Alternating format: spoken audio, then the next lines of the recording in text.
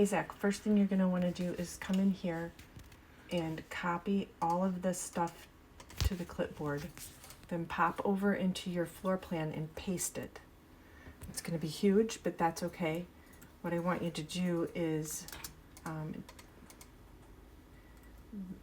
this outer corner right here of the enrobing room, which is this outer corner of the building, the northwest corner, line those two spots up and type the word scale and hit return.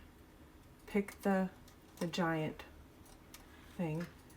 Remember when you insert it to insert it as a block. Pick that as a base point and then type R for reference.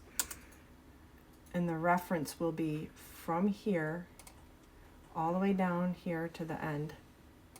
And then the reference length, see how it's getting smaller, is this corner of the building. Now it won't come in angled because we just gave it a scale factor, not a rotation. So now you'll want to rotate it based on this point right here. And again, a reference angle from here down to here where it ends. Swing it over to the corner and voila, it will line right up with where it goes and be at the right scale.